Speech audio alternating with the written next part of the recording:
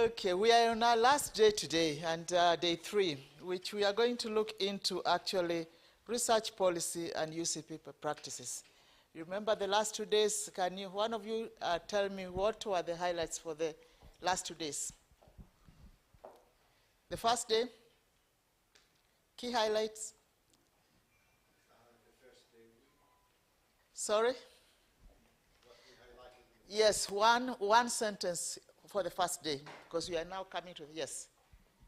When there is a mountain on you, Yeah? your family and tribe can take it away, but when your family is against you, only God can take it.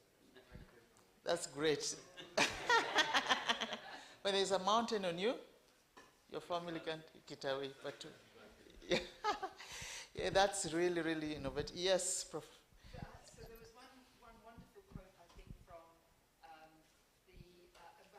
I just don't recall his name, from Burundi. Frederick. Frederick, that's And he'll be with us later on. Yeah, and he said, states don't create peace, people do. Great. I love that. I thought that was wonderful. States don't create peace, people do. And I'm glad my colleague Juliet is here. In fact, she was to introduce me before. Yeah. So because today we want to be on time, being our last day and it's also an interesting day, we're going to hear from one of our own, Professor Jacqueline McGlade. I know you've seen her name. For us here at Strathmore, actually, she's one of our key professors.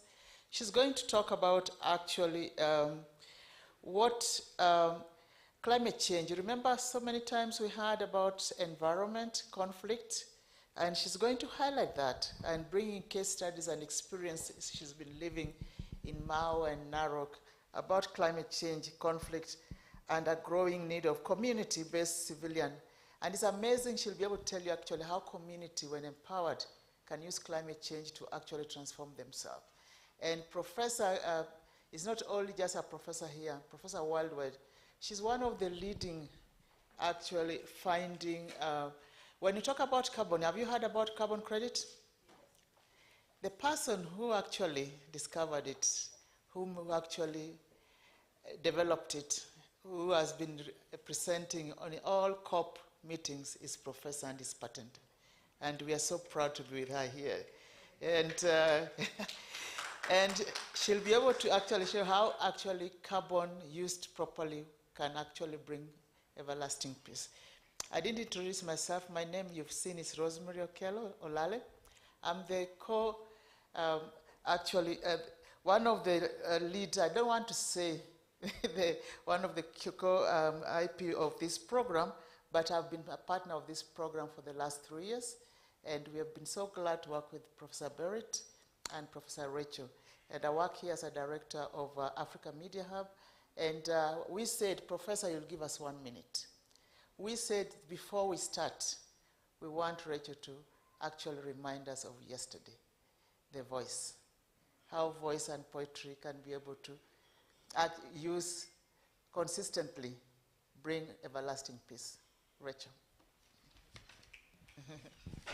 Let's give her a round of applause. Then after Rachel, my colleague Juliet will introduce Professor to speak to us. Hello, everybody. How are you feeling?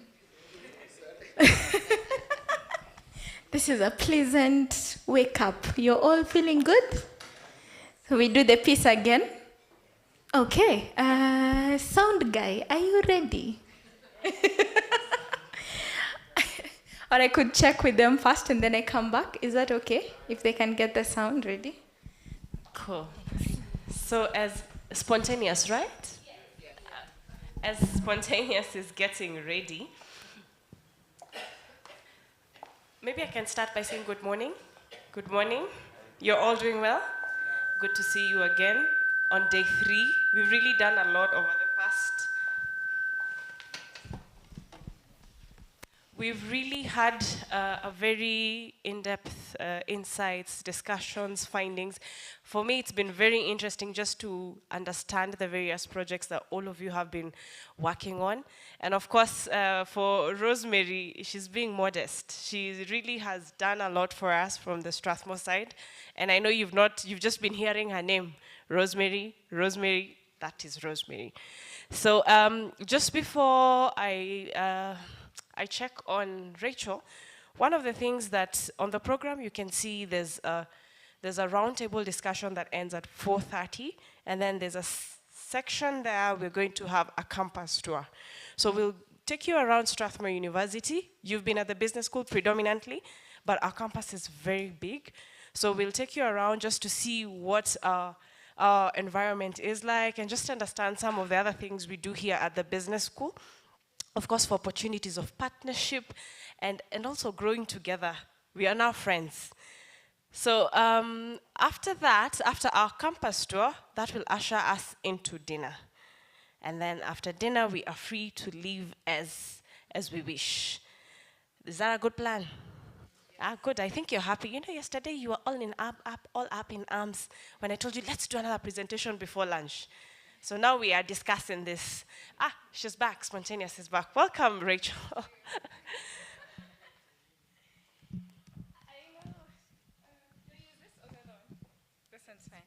I know you guys are wondering, Spontaneous, Rachel.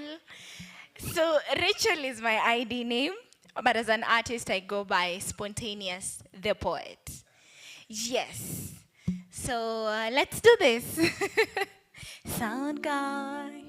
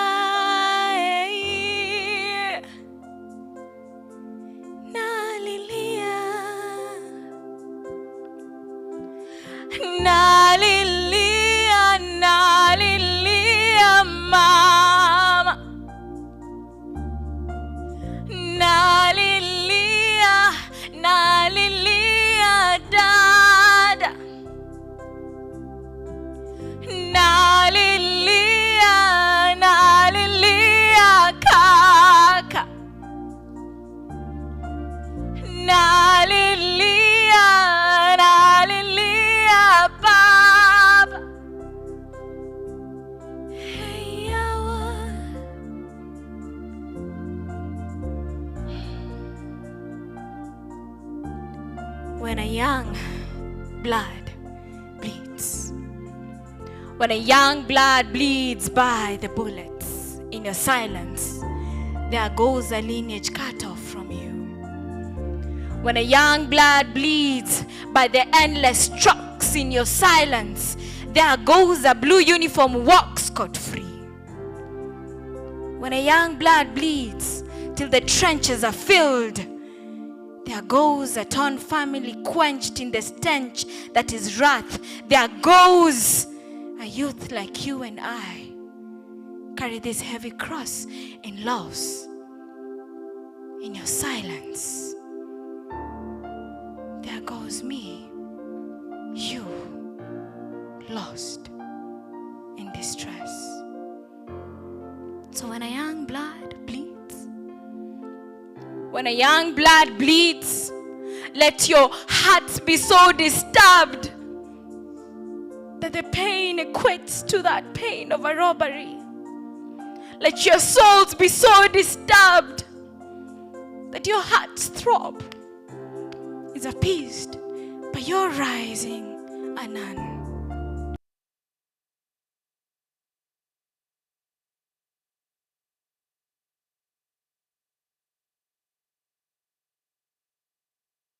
Because when a young blood bleeds, when a young blood bleeds, There goes a mother who's asking herself why she's alive again. There goes a father. Gone is a son to this father who's ready to gather up an army and go to war. Gone is a son or a brother to a sibling who's ready to pull that trigger on a shoot to kill command. Gone is a human to an acquaintance who's ready to ensure that the perpetrator pays. Gone is a citizen to this nation that's ready to put despotism in its place. Gone is a youth like you and I trying to find our space. The benefits of Grammarly Premium. A premium plan with Grammarly can take your... Hey, my sound people decided they're not about to cry this time round. But please feel free. Please get us back the right sound. But truth be told, guys, truth be told, when a young blood bleeds and you're angry as should, and you take action as should, and you feel the pain as should, only then shall justice be found in this flawed system because of these unlawful acts. Only then shall the deaths of those we lost due to police brutality get us a chance to our resurrection. What did I say? Only then shall justice be found. Can I hear only then shall justice be found? Only then shall justice be found. Say it like you believe it. Only then shall justice be found. Nalilia, nalilia, mama. Lalilia, lalilia, mama. Nalilia, nalilia, kaka. Nalilia, nalilia, kaka. Hey, yawa. Yawa. Hey, yawa. Yawa. Hey, yawa, yawa, yawa. Hey, yawa. Hey, yawa. Hey, yawa. Hey, yawa.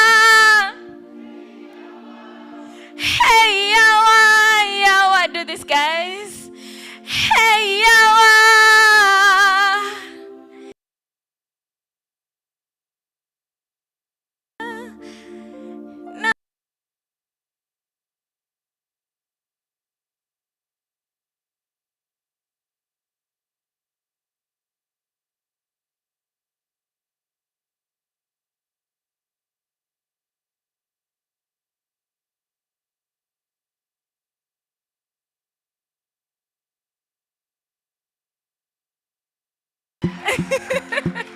Thank you. Over to you. You know, Spontaneous, regardless of how many times you do that piece, I know you probably have very more, but the emotion is raw every time. I know you can all feel it from the way you're listening to her and just also engaging with her. Thank you. Thank you so And keep much. doing what you're doing. Yes, please. Make it possible for me to do what I'm doing. Thank you, guys.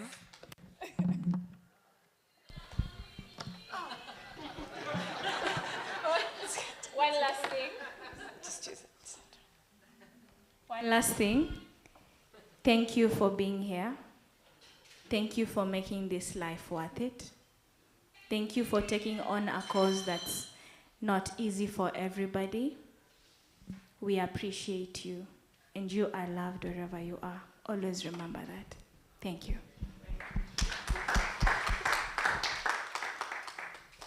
Wow. So, when you come after spontaneous, sometimes you do not know what to say because it's very powerful.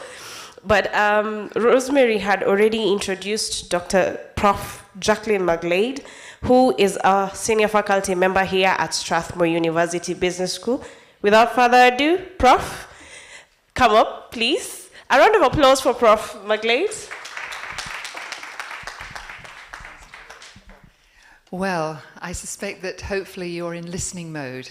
So I'm going to take you a little bit back into the academic, but what a wonderful way to start the day, don't you think? It's amazing, amazing. And it takes me really to the heart of what I want to talk to you about this morning, which is climate change. Climate change, if I could have the first slide up, please. Climate change is a raw, emotional, felt experience by millions of people here in Africa. It's not something on paper, it's not something academic, it's not something theoretical. It's happening every single day. In small times, in big ways. I live in a village which is made up of manyatas of mud huts, and I can tell you we've never had rains in January like we've had now. Imagine having between 5 and 10 centimeters of rain every day.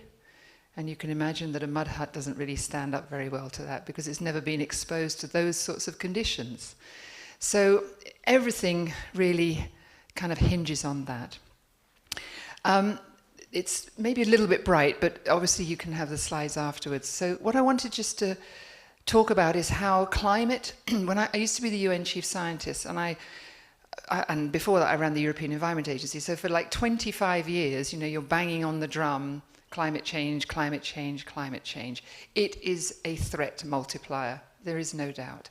But it takes one heck of a time for people to get this and for it to sink in until, the storm hits you, the floods hit you, the heat wave hits you, the food doesn't arrive, whatever it is, it somehow it doesn't get into that emotional intelligence, which is where we need it to be.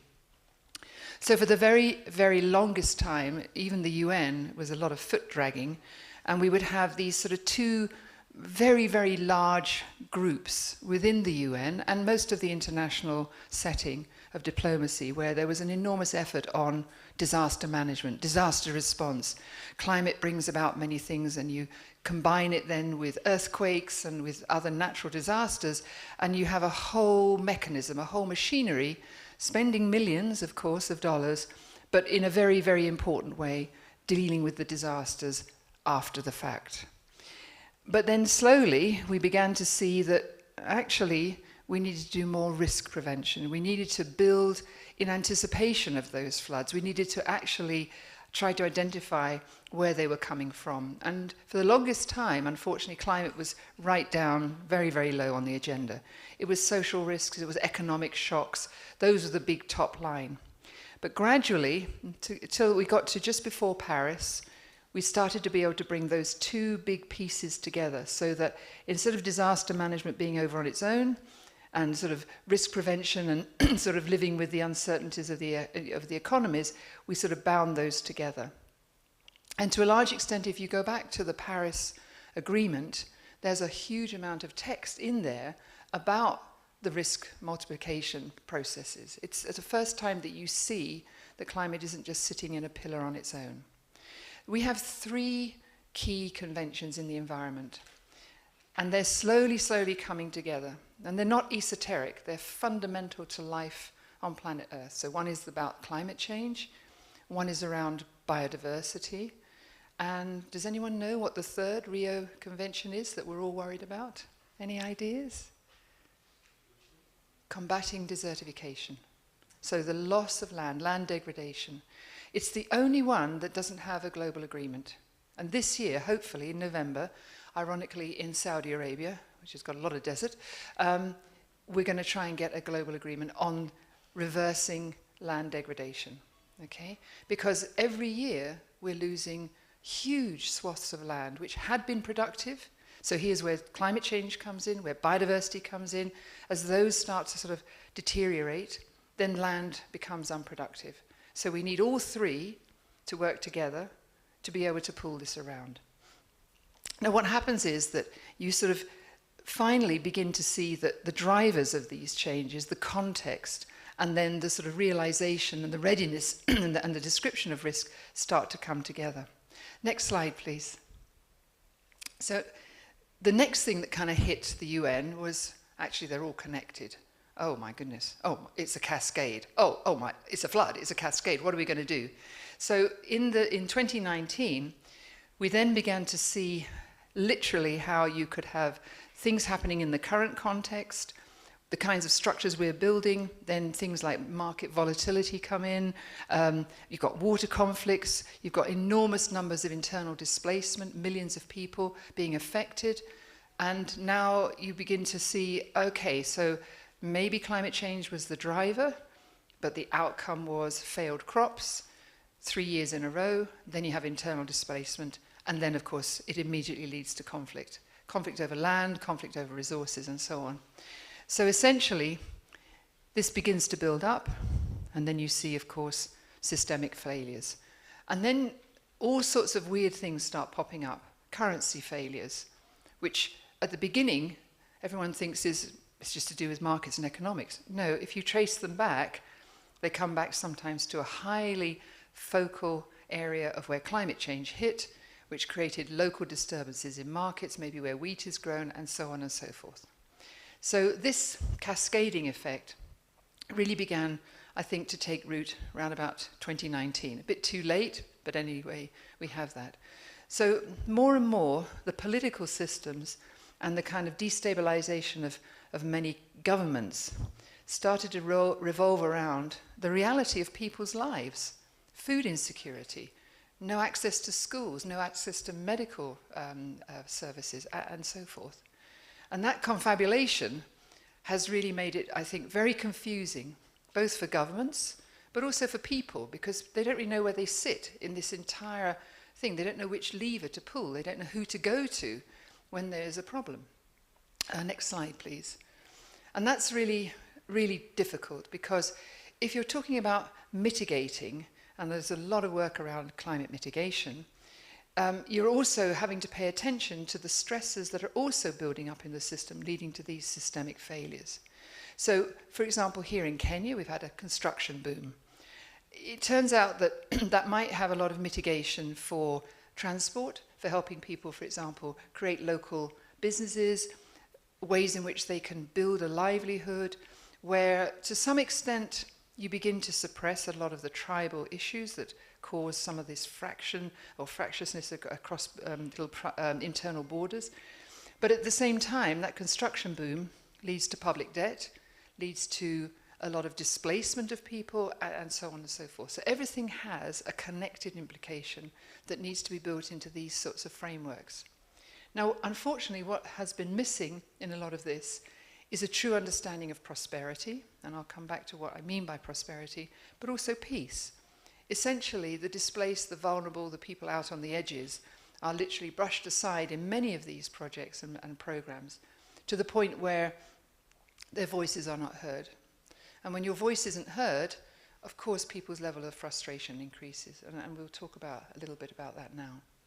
So this is the backdrop against which I do my research, certainly worldwide, but also here very much in Africa and in Kenya. And it's trying to pick off all these sort of various areas and look at the causality and the links between them, and how we can focus on who are the change agents, who are the people who need to literally be coming together to find our way through this maze of different processes. Next slide, please. So let's come back to climate change. Climate change is, as I say, it's a very emotive issue for many, both good and bad. I mean, my neighbour in the UK, he said to me the other day, oh, I just get fed up about this. Everything is ascribed to climate change. I mean, literally everything. And I said, because it is. That is the reality. Sorry, turn on the news. That's it. You know, you might as well just have subtitles all the time. You know, this is the year's hot. This is the hottest year. This is the largest floods. This is the etc. etc. etc. Okay. There is a bit of an over subscription to everything being climate change, but I'll come to that. But it is absolutely clear that climate change makes every one of these things worse. There's no doubt about it. Even pollution in our rivers, plastic pollution and so on and so forth, it gets worse every increase in temperature that we see because of the gases that are released from plastics that sit out in the sunshine. They don't biodegrade, but what they do is they just release all of the additives that are put in there. And I can tell you, most of the additives in plastics, for example, have never gone through any kind of review, because once it's in an inert substance like plastic, that's what gets reviewed, that's what gets assessed, not all the additives, and that's highly proprietary. So in most cases, we don't actually know what plastics are made of. So which is why we're having a global agreement on plastics anyway. So all of these things come together under the sort of rubric of climate change. Next slide, please. But that makes it very, very difficult when you're trying to either do research that has an impact, but also work with communities, because you need to, so to speak, unravel all the various elements and the things which you can work on and the things that you literally have to take. You know, somebody's going to give you a flood and a drought, and until, you know, we get literally emissions sorted out, there's going to be at least 10, 20, maybe 30 years of extreme climate conditions, whether we like it or not. So we have created something called Prosperity Co-Laboratories. It came out of London from UCL, from the Institute for Global Prosperity, led by my colleague, Professor Dame Henrietta Moore. And she's an anthropologist, and she's worked here in Kenya for nearly 40 years, but she's also worked all over the world. And together, we've been building this idea of what does prosperity really mean? Not GDP, not all these other measures that are used internationally, but what is prosperity? And we have prosperity collabs all over the world. We have them in London, in East London. And it's always a surprise when people go from here to London and meet the citizen scientists and the communities in East London. They have exactly the same problems as we have here in Kenya. I mean, exactly. And then you go to Lebanon, and we have a collab in Lebanon, same problems. Okay, Lebanon has exacerbated many of those issues because of the current setting, and of course with the explosion and everything else. I mean, it's terrible.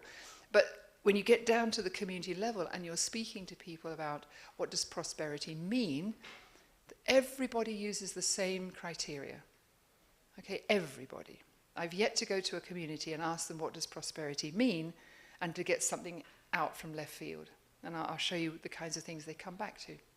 So what makes up that work, particularly here, is we've been working with communities in Elgeyo Marakwet, which is a little bit further north of in the Rift Valley. I work on natural prosperity. We have citizen scientists. We have sustainable cities like Beirut.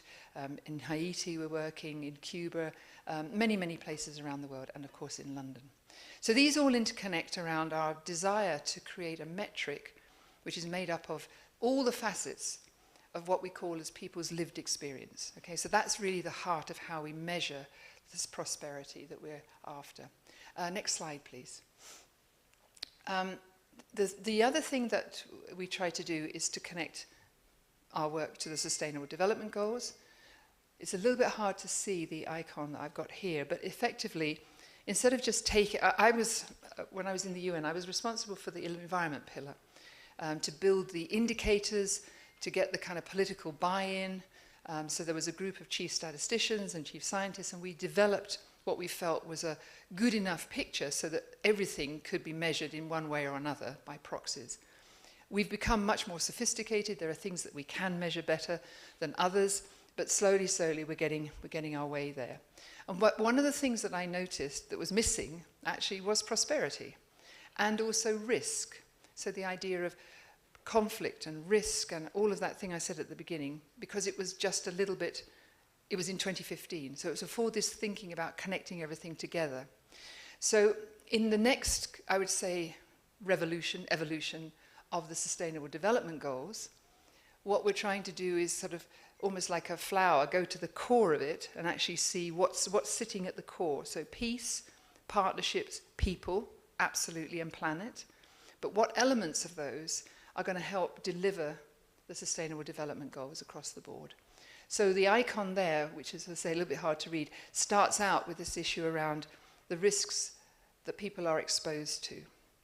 And then how does that link to all the different goals? So if it's water, do I have access to water? Why is climate change making it worse? What is land rights doing? What's the gender balance in terms of access and so forth? So it's looking at the Sustainable Development Goals from within as opposed to using them all separately. And the more we do that, the more you get different professionals, different communities, different political groups involved. And that's, for me, the heart of where we're trying to go with this. Next slide, please. So here's the tricky bit, attribution science. So lots of people do lots of hand waving and say, this is because of climate change, right? This is because of X, Y, and Z. Now, I was trained as a mathematician, natural scientist, earth scientist, so I really believe in trying to get to the point of, do we actually understand, with a certain level of uncertainty given, what's going on here? And can I kind of get to the core of how this all fits together? You know, is there a causal loop? Can I kind of create a theory of change that I would really understand what is happening, and if I poke it here, this is going to happen, or if I poke it there, I'm going to have some idea about what that intervention is going to do. So I spent a lot of time in the UN and in the European Commission and previously as an academic and now as an academic, trying to get to the roots of attribution. How can we be sure that we're not mislabeling, or we're not giving somebody more power, so to speak, in the change maker world than they should necessarily have? And why do we want to do this? Next slide, please. Well, if I could have the next slide, please. Yeah, okay. So this is a very, very nice paper. It was published in 2015. It's sort of, in the field, it's quite a seminal paper by Burke. So it's from the Annual Review of Economics. And what they did was they put together a whole variety of different data sets. For their 55 studies they looked at, they went and looked at the core data. And there's some fairly stark, sort of striking results that they came up with. So we start out in a Tanzanian group of villages. And what they see is that murder rates increase with rainfall. Okay, so that's quite a nice graph. You could imagine doing that. But sure enough, with extreme rainfall, they can see that the annual risk of witch murder, this being the key word now, actually increases. Because literally rainfall was in a set pattern, and when that pattern changes, something out of the ordinary has occurred. And so who's responsible for changing things out of the ordinary? Well, if it's not God, if it's somebody on planet Earth, it's probably going to be a witch. So very disturbingly, in these little group of Tanzanian villages, this is what we saw. Now, move up to East Africa, and here you can see that as temperatures increase, so here's the proxy, the temperature increases, you begin to see more violence. But we all know in this room, you've got to do more than just simply say temperature. You've got to go and drill down and find out, well, what was the story behind that? So every one of these pieces of analysis that came out of this other paper here by O'Loughlin et al. In 2012 needs a lot more work, and this work continues. But it gives you a hint of the big picture, the kind of the sort of metaverse that one could work in. And then, of course, at the larger scale, we see civil war, and then we see civil conflict globally. And there is no doubt for me, having worked in the UN, that this last one, that whenever we have ENSO events, and even if they're extended, we do see an upsurge in conflict. It's absolutely clear. And it can be pinpointed to physical damage, changes in people, internal displacement, and so forth. So there's a good kind of set of causal loops behind all of this, but it's really important not to get carried away and just label everything climate change. It's really important to go into the details. Next slide, please. So let's get down to what happens here in Kenya. Next slide, please. And many of you will know, of course, that we've had an extensive range of droughts, years of drought, where literally you can see your livestock wiped out. We lost 4,000 cattle down in the Mara, where I am, through the droughts. And there's nothing you can do. People have just not kept livestock to be able to withstand these extremes, unfortunately. So it's all very well having 100 cattle, and that's your prestige item, but they're very skinny, and by the time a drought hits, there's very little hope that these cattle are going to survive. So it's like seeing your whole family's wealth wiped out. I've had families standing through the night, keeping the cows standing upright, because they know that if they fall over, they'll be dead by the morning. And then the rain comes, and it's just a disaster. So there is a deep understanding that things have changed, but we have very worrying signs that one of the big issues now is about safety concerns for women and the increasing level of gender-based violence. So in a couple of counties, we've seen an enormous upsurge, even 40% of increase in internal displacement. So if the crops fail year on year, and these are generally the responsibility of the female in the house, the women in the house, the males often will go to the town, leave the children and wives behind. When the crop fails and there's no funds coming, then obviously violence just goes skyrocketing. But after 3 years, if you keep on trying to grow crops and it's not working, you're just going to give up and go. And that's literally the tale of hundreds and hundreds and hundreds of households in some of the counties over the last 2 or 3 years that we've seen. So that these sort of drivers of gender-based violence, they have a very, very direct link to the impacts of climate change. But what's missing then is any kind of community reaction, anything in the justice system. Nobody's coming to help, in other words. Maybe the NGOs come in, but literally there isn't any formal way. So some of the county governors who we talk to are really frustrated because they actually want to use the funds that they've been given through something called FLOCA, the FLOCA funds, which is for climate adaptation. They actually want to use some of those funds now to help people who are displaced because their land has kind of fallen by the wayside and they can't grow crops. But the constraints on using the FLOCA funds are very tight, and it doesn't have internal displacement of people to other places, please take care of them, as a category. So I think one of the challenges we have is that the policy machinery and the reality need to now come much more closely together. And I'm not saying you have to open up the coffers to discretionary spending, but there has to be a kind of retrofit of the real world into these very nice theoretical policies that have been written somewhat in good faith that things are going to run smoothly, and they're clearly not. So a lot of women have been reporting not only the increase in violence, but that there's really no action that is taken officially. Next slide, please. So let's just come back to justice, and I'm touching on these points because these are highlights on what people in our community groups and meetings across the Rift Valley and across Kenya talk about all the time. And I would say that young people more than anything have got hold of this phrase, climate justice. And I studied climate justice in many places, in islands off, in the islands off the northwest coast of Scotland, in the Hebrides, all over the place I studied climate justice, and it is literally the same story. That young people are facing climate change, that their sort of parents' generation are not willing to give up their way of life or their land, and there's this realization for young people that unless they can step in and change what's happening, it's all going to go precipitously, over the edge. So climate justice is very, very clear.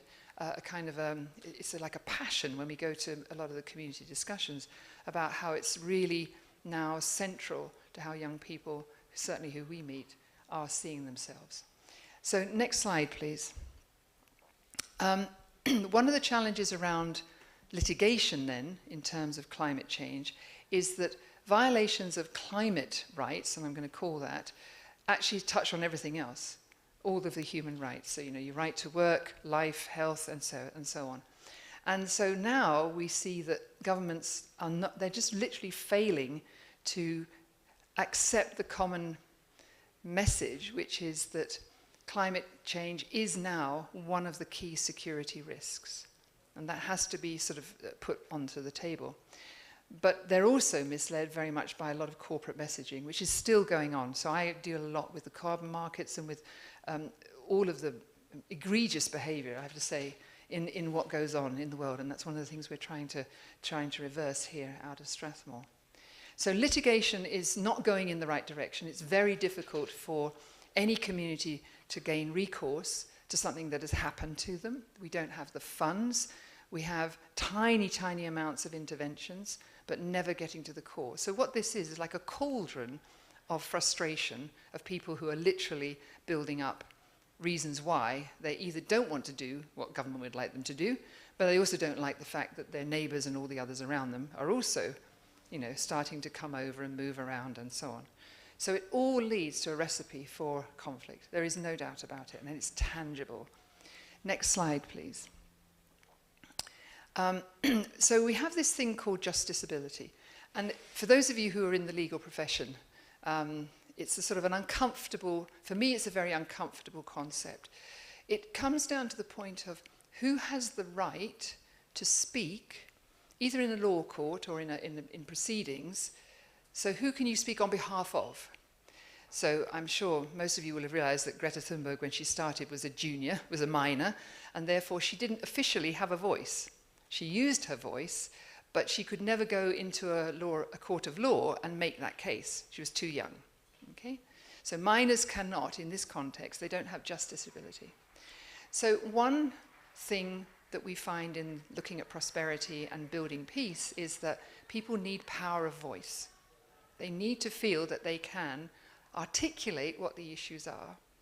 But what we have is a legal system that hasn't matched that desire for the power of voice with justiciability. In other words, someone can represent a community and put that voice forward. There's a huge number of hoops and hurdles that you have to get over to be able to make your voice heard on behalf of others. So if we have county governments, of course a county government could make a statement, but they're not going to. We have an interesting system here in Kenya and in many other places where elders and community leaders are recognized in law in terms of budget, but they're not recognized in terms of being a persona who can go to court around climate change. They can do it for formal things like, you stole my land. So then an elder can go and talk about community land. But when it comes to climate change and the damage to that land and the fact that somehow there should be compensation, and they've got the attribution of science, right? Everyone's done all their job. There's no way that that elder can go other than to be sort of an observer making an opinion. All right? So it's very difficult to bring cases into the court to make your power of voice heard. So of course people use the media, and when they don't have the media, they use essentially guns and conflict. That's the only way that we have. So next slide, please. So what I would really like as part of your community level civil protection is for us to go back to the Chthonic legal traditions, which are very, very strong in Africa. And these are the traditional rights of communities, very well articulated but rarely implemented. And so the Chthonic legal traditions are seen in literally law societies all over the world, but they're rarely recognized in terms of that. So some in the conservation world are using it to put the rights of nature, so the right of a river to flow, the right of a forest to exist. And there are lawyers who have used the Chthonic tradition in South Africa and all over the place to make the case for literally nature to exist. What I would like to see is that we have lawyers who can make the case for communities to persist and exist under a new set of climate conditions. And that's really a challenge because, of course, in this country, for example, everyone is a citizen of Kenya. And the wildlife and the conservation of the land belongs to all Kenyans. Be under no doubt about that. It doesn't belong to any one group. Nature belongs to all Kenyans, and it says it in the Wildlife Act in 2018, which has been revised. People forget that. Every elephant belongs to a Kenyan. Doesn't belong to a Kenyan, belongs to all Kenyans. Every giraffe belongs to all Kenyans, right? So getting back to communities, and communities then are the stewards of that nature in this country. And they need to be recognized in law, because that essentially will help to dispel a lot of the tensions and the conflicts that arise. So that's one sort of impediment, is that we don't have this recognition of the Chthonic traditions. Next slide, please. So just back to sort of what we do on a daily basis, and my colleague, I think Eve, are you here, Eve? Yes, Eve's at the back there. Eve will be around, so she does a lot of the work with me on the ground with communities, and she sort of leads what we call Procol Africa, so the Prosperity Co-Laboratory, all the projects we do. So we look at the future of work, we do many, many different things with Procol Africa. And what we've done is we've essentially worked out a scheme whereby going through communities, asking them what does prosperity mean to you through your lived experience, and articulating the major pieces. And as I mentioned, it would appear, no matter where you are in the world, that these sort of 5, 6 major elements always come up. And there's a whole series of metrics that we measure. So culture and community, healthy people, planet, there's a whole series of foundational elements, there's opportunities and aspirations, and then power of voice and influence. And then the natural prosperity itself, the natural world. So in the foundations, we have good quality, secure jobs, housing, openness and transparency, inclusion and fairness, local value creation, and peaceful communities. Every community you go to, without any prompting, sort of basically ends up here, with a very, very similar suite of measures and how they see prosperity. So they don't see it as money in the bank. They don't just see it as that. They don't see it simply as a job. They see all of this as being important. And I noticed outside in some of the drawings, sort of the before and after, how I was struck by, there was one particularly, I think it was somewhere in the Far East, I can't remember, but it was children, there were ladies walking with pots on their heads, the village was there was lots of trees and plants and everything else, and of course then the army arrives and it all starts to go down and people run away and so on. But that sense of prosperity, I think, is beautifully captured in some of those initial drawings that the children have done. I think they're absolutely, they sum it up. That it's the integration of everything. It's the holistic picture of what a community should look like and feel like for every member of that community. So we measure this. We go back, we talk with communities, we use obviously interviews, workshops, and so forth. And we've now applied this over the last 4 or 5 years here in Kenya through the Rift Valley, along the Mau Forest Complex, up into Elgeyo Marakwet, through some areas, Pokot, which some of you will know have been areas of high conflict, cattle raiding and so on. And we're really now very happy that we've got another 3-4 years of funding from the IKEA Foundation with UNEP, where we're going to continue that work. So we're working with communities all the way through from Loita, all the way up, with the idea that fundamentally we need to restore the forest. And that's not just for climate change, that's not just for climate mitigation. It turns out that the more you speak with the communities, the more they see their traditions, their way of life, even growing food, is when there's a solid forest sitting behind them and around them, where there's water because the forest is functioning as a source of bringing water to the surface, where the air is clean because the forest is basically cleaning the air, etc., etc., etc. It's improving the soils and so on. So the ultimate outcome is a sort of true value accounting of natural capital and sort of human prosperity within that. And that's the idea. So it's around food, it's around agri-food, food supply chains. But this will be the way that we measure it. And we'll be looking at sort of how does peace manifest itself, particularly in the areas of high conflict and where we actually have the KDF on the ground keeping peace. But hopefully, by the end of this project, after 3 years, with so much understanding of how similar everybody is and bringing the different communities together to see those similarities, and they're really not different, even linguistically, this is multiple tribes who are all involved, that there is actually a common sense and a common way out. Next slide, please. I'll just finish up now. Just a couple of pictures. So a classic cause of local conflict, apart from cattle rustling, is access to fuel. We did an energy survey, we went and interviewed all these ladies carrying wood out of the wood. It takes a day, or maybe even 2 days, to get a bundle of wood like that. And then you stick it on a donkey, you take it to the marketplace, and you get 500 shillings. So what I did was I invented a new system to make briquettes, using waste from just around, even from within the villages. They make condensed briquettes in the village, and they can sell a little bag like that for $8. Okay, so 500 500 bob, okay, say $5 for a donkey load that takes you 2 days and out of the village where it's dangerous in the forest, to working at home in the village, make your own briquettes, sell a bag at the, it's a no-brainer, frankly. The ladies like it. So every little thing changes the kind of architecture of how you expose people to violence, to conflict, and so on. Not going into the forest reduced the level of conflict because there are some rather unsavory people out in the forest, but there's also the KFS who doesn't want you in the forest, quite honestly, even though it's a community forest. So even that abrasion, that abrasiveness between government officials and local communities gets redressed. You reduce it by creating alternatives. So slowly, over the last sort of couple of years, you see that these levels of conflict go down and go down. And this is just like daily skirmishes, but they all mount up at the end of the day. People don't forget.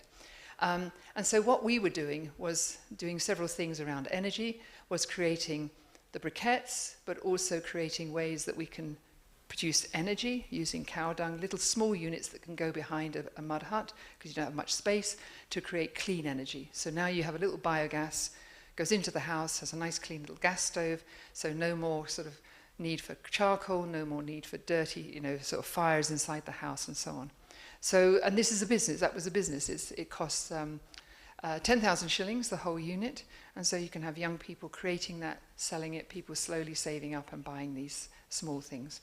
So multiple entry points into peaceful communities, through energy, through food, creating jobs, creating access to schools, creating bursaries or allowing people to earn enough money so they don't have to panic that they can't raise money for their bursaries.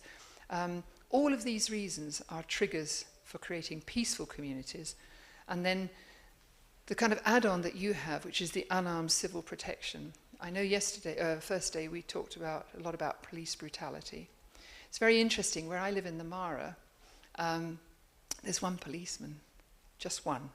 And he just sits by the gate because that's where the tourists go in and they kind of need to see a policeman. As far as I can see, that's it. It's all, he's the nicest man on earth, really. He's a very gentleman, very nice man. And I've often asked him, I said, is there any pressure to have a police force in the Mara? And he says, no, you police yourselves. We don't need to be here, literally. So that is thousands of hectares of land with many thousands of people, of Maasai. But because the chthonic traditions and because the way that the Maasai talk to each other, talk endlessly to each other, talk about forgiveness endlessly. I have to forgive people endlessly. It's a very good training for me. Because what they remember are events that happened 3 generations ago, literally. Someone will turn up and say, 3 generations ago we lent you a cow, I'm coming to call for it now, And without a whimper, you hand over the cow. Because people have remembered through the generations, oh yeah, they owed them a cow, oh yeah, So it's just a completely different approach to how you can live very peacefully with all the same issues, with climate change, with land, people trying to grab land and so on and so forth. But because they talk it through all the time, they have moved very, very close to what I hope you would consider to be an unarmed civil protection example as a case study. And perhaps it's something that we might want to work on together as an example, a living example of how continuous communication all the time, and it is all the time.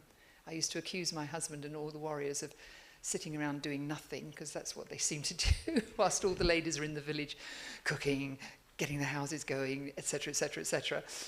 But I realized the value of all these warriors sitting outside the village, talking to each other, talking across great distances, people traveling, how is it doing over there? It's like a medieval world, but it works. And there's an enormous exchange of knowledge. And when there is a conflict, like up in the Mau, people from the Mara will go, the elders will go up, and they will address it.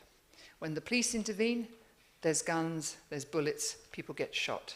When the police don't intervene, and they leave it to the elders and to sort of people in the community, then that doesn't happen. So I hope I've painted you a picture of a positive outcome, as opposed to the highly bureaucratized world of conflict resolution and so on and so forth. Thank you. Thank you for your time.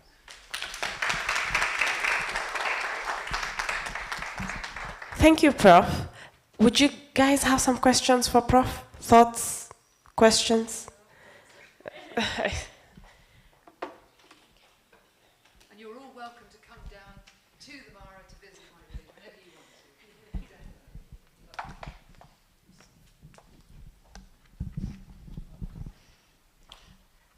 Thank you, Professor McLeod, with such a provocative and nice presentation. Really, really positive, and we are looking forward to such positive outcome to all these programs we've been doing. I just wanted to just highlight some of how actually the empowerment of the community has led to community realizing the potential of natural resources they have, especially the Mau women, how that adaptation of trees, looking at the trees has led to actually carbon monetization and carbon income within the community. And it's the first community in the world that actually is doing that. Can you explain to us and how it is connected to addressing conflict but bringing peace and understanding among the communities? Thank you. Rosemary's put her finger on one of the key problems in many, many countries in Africa, which is development funds and this enormous growing series of funds called the carbon markets. So we have compliance markets in the carbon world, which is energy, transport, and so on. And then we have voluntary carbon markets, which are normally associated with nature, planting trees, increasing soil carbon, and so forth. You probably will have read in the various magazines, newspapers, about fraud, about large corporations having bought into these projects, and then, oh my goodness, lo and behold, the carbon wasn't saved, the carbon wasn't stored. The community's got some money, etc., etc. So let me just unpack it very quickly. We have a world in which there's a huge pot of money over here. There's a lot of people who need to find ways to not reduce their emissions and buy their way out, okay? So this is the greenwashing part that you have to be very careful about. But there are also companies and governments under Article 6 of the Paris Convention that talks to the need to recognize that nature is the most powerful antidote we have to climate change. So if you work with nature, nature will do the heavy lifting.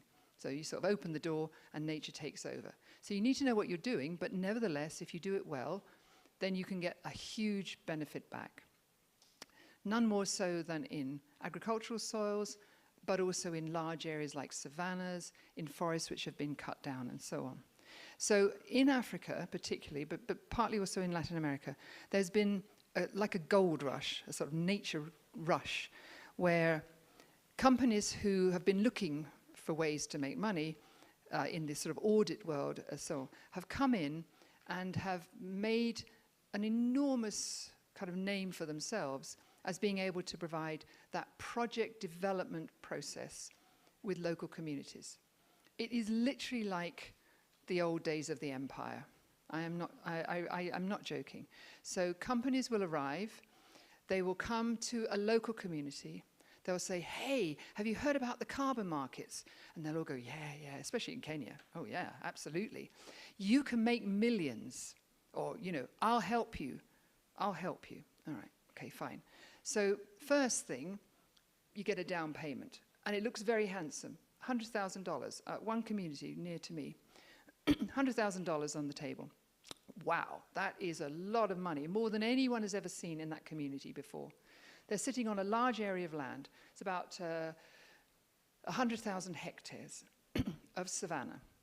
All right, you can do a lot with savanna, but there are rules how you can do this. I won't go into that now, but there are very strict rules.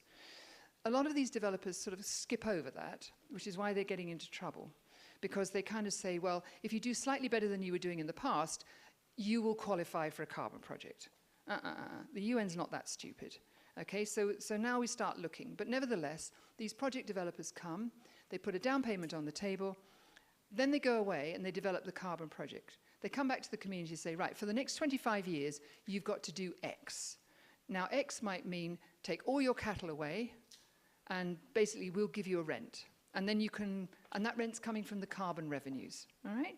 Okay, what they don't tell the community is that in the current carbon markets, nature-based solutions are rather poorly paid because people have cottoned on to this, that the communities are not benefiting. So that particular one, the carbon was worth $25 million. $25 million, about $1 million a year, because it's a very large area. You don't have to do very much to improve the savannah. But if you take cows away, fundamental flaw, because what you need is the cattle poop on the ground being dug in, all right? So already we're in trouble. So 100,000, and then they're going to give each of the community members, which is only about 500 households, they're going to give them $50 a month. Okay, $50 a month times 500 times 25 years. Okay, that is nowhere near $25 million. All right, so now you know where all the money is going. So we have companies like South Pole and Eco Services and others, and they are, that's why I use the word egregious. Some of them take 90% of the carbon revenues for themselves. It is terrible. All right, so I decided this is just not what we're going to be doing. So having come out of the UN and been warning the UN about all of this, we decided to go the other way.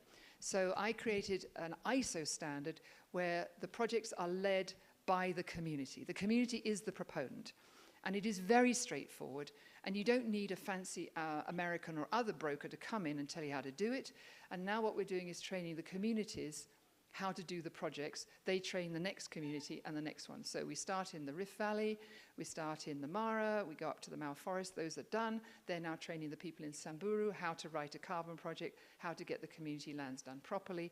And then the next thing is you have a very, very strong group of communities who know their rights, who know how to make a proper project, who know what they're willing to do for the next 25 years. Instead of being told what to do, they design, they co-design the projects. And now what happens? You get investors who are very, very appreciative of the increase. So they like the Prosperity Index as a measure of the impact of saving all that carbon in the ground. Then they want to see the impact in society.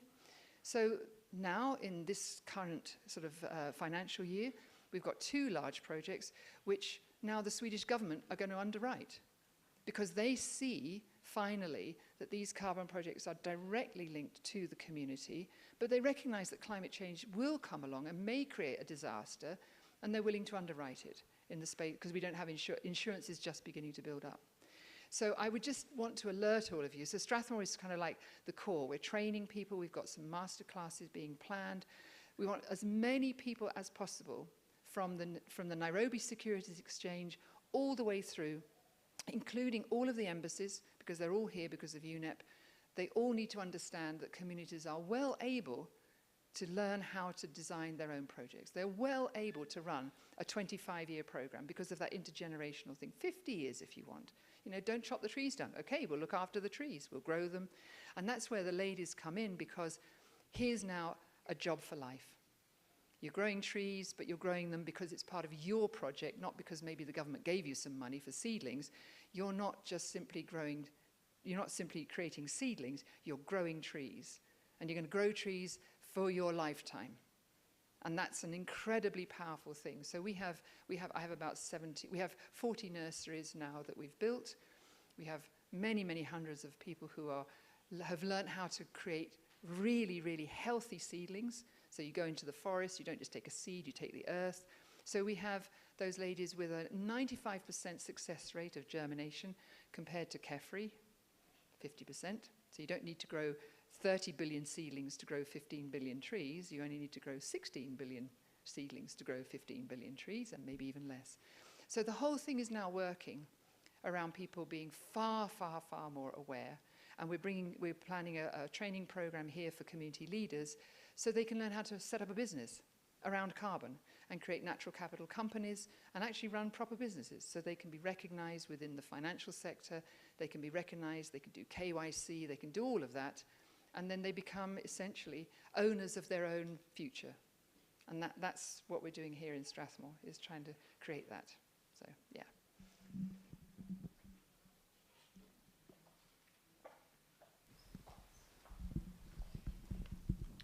Thanks, Jackie, for a very wide-ranging, inspiring presentation. I love the emphasis, particularly at the end, on community-based solutions, and that's very much where I'm coming from as well. But my question is, where does the state fit in with all of this, which is also where you started. It's states that sign up to various all conventions, UN conventions, etc. It's states that decide national level climate change policies and are responsible for their implementation. So does the state have a role in relation to such community-based solutions, or are such solutions destined to run on parallel lines rather distinct from the state? Thank you. Let me be absolutely blunt. In Kenya, where I have the greatest depth of experience, we are, I will say, fortunate. We have a government setting where county level is recognized as the key player. So whilst the national government might consider the treasury aspects, so should there be a tax? Well, of course there should be. If you're going to earn $25 million, you should definitely be paying some kind of tax, right? So they're going to have that financial treasury level. But what the government here has done is opened the doors for this to happen. So they've created the space. Now the counties, they are very variable in their capacity. There's no doubt about it. And what I love is when we have these meetings, which are being paid for through this new project, and which has happened over the last 4 years, is where there's utter surprise from the county officials when they realize that communities can actually do it. But once they get it, they realize this is really powerful because it's going to make them look good. Okay, so those are the sort of alliances that are really, really starting to build up. So the power here lies in the constitution and the respect that there is for these multi-level governance processes. That is not the case in the countries that surround Kenya. It is absolutely not the case. In Ghana, I think some of you have been working in Ghana. Is that right? I can't remember. Yes. So in Ghana, you have something getting very close to this. I mean, so the sub-level, I can't remember what they're called, provinces. No, what are they called? Districts. So I have heard, listening now to the AU discussions, Ghana is very keen to sort of emulate here, in a constitutional sense, for climate, particularly for climate funds, because this is what the donors are also looking for, and investors, is that they don't want to put money in just at the national level for Article 6. They need to see proof of community-level engagement. So there's a very, very strong wave whereby countries will be forced, is maybe a strong word, but certainly will be under review as to how they're going to do this. South Africa has already done it. They already have it on the books. What they're looking for is how to build the community capacities, but that's, you know, that's alive and well and going. Botswana, absolutely, they're well on their way to having the voices of communities around these carbon projects. Namibia, no, they're still very much a sort of hierarchical. So I think it varies where you are on this journey. Morocco, it's the king straight to the community. It's literally, you know, if the community is in the king's list, they get to do it. So it's really kind of context dependent. But it's going to be those three conventions coming together, the three Rio conventions, where governments have to respect local communities in the Biodiversity Convention, in the Desertification Convention. So that's why these three are a turnkey together. That's how it will happen. Yes.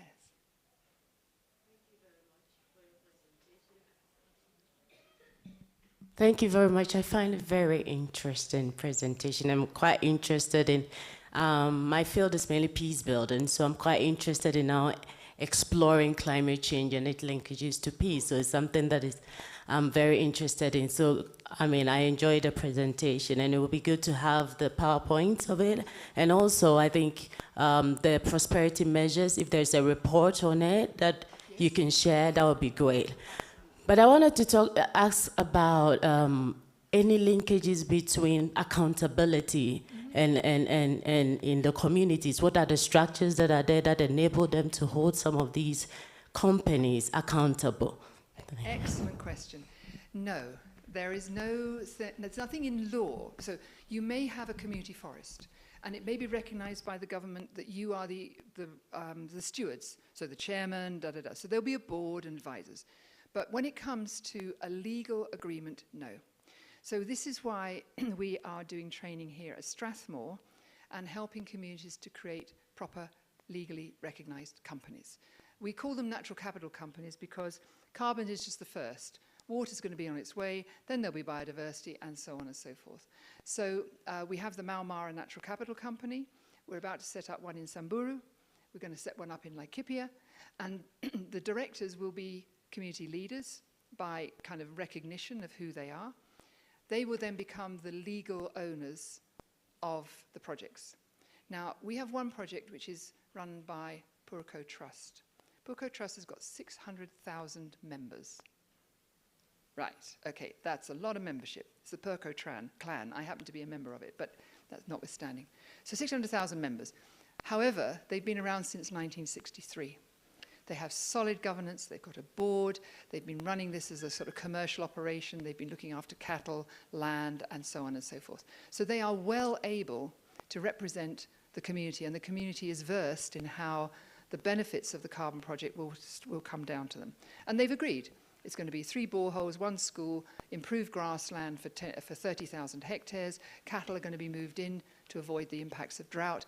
So it's come through a co-creation of that community. But at the end of the day, there are legal directors. So that's what we're trying to do, is create this new structure of companies and do the training here to help people get on their way. Yes. Yes. Yeah, my name is Flora.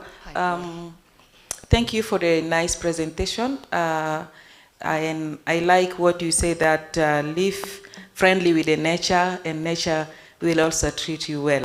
This is really eye-opener kind of presentation, and it really touched me with what is happening in my country, South Sudan. Oh, it's South Sudan, right. Yes, I am sure you are aware about most of the conflict that is happening in our country. Yes.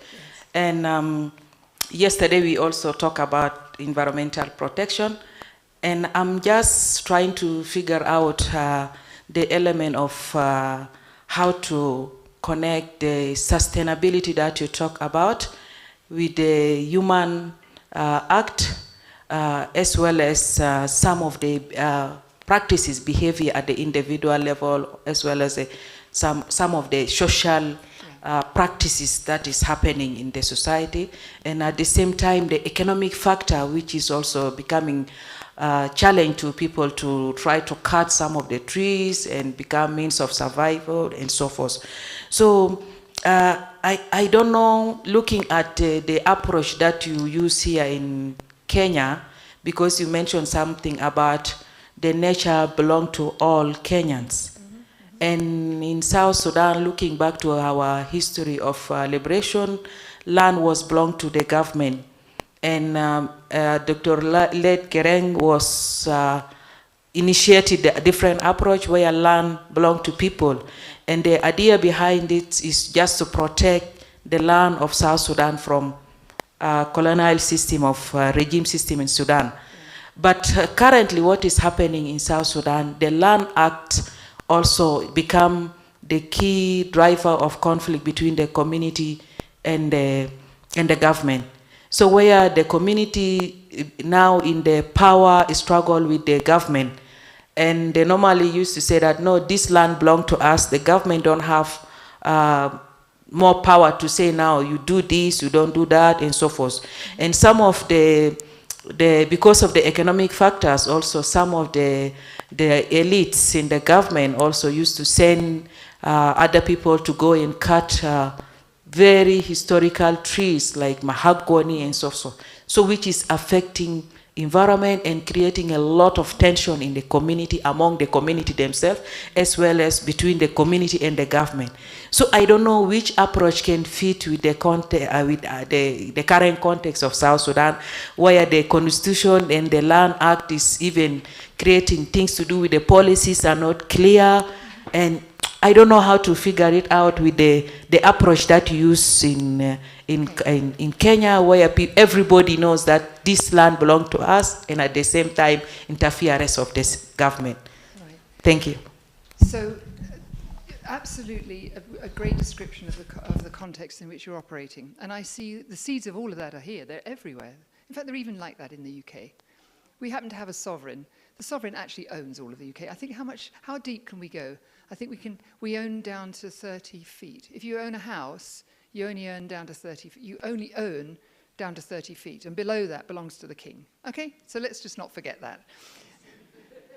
Yes, and then there's a seabed as well. The Crown Estates manages all of that, okay? So, you know, king and God. But coming to a sort of modern sort of country like Kenya, you have to recognize that we even have a hangover of some of this, because if you read your title deed, so if you have a piece of paper that says you've got the title deed for this piece of land, it's actually it's a tenureship, okay? And you hand it over, and you hand it over, and you hand it over. But actually and ultimately, the government has the responsibility to maintain the territory in a fit state for its population. Now, some areas are designated as national, like forests and various things like that. But there are places where rivers run, and that's why we do have environmental laws which come in to say, you can't do certain things on the riparian area. You can't do this, you can't do that. And yes, it is true the levels of enforcement sometimes are overblown, but broadly speaking, the more I see how communities are using these laws to good effect, I'm really impressed. So it's rarely you go straight for the conflict, like you have done something wrong.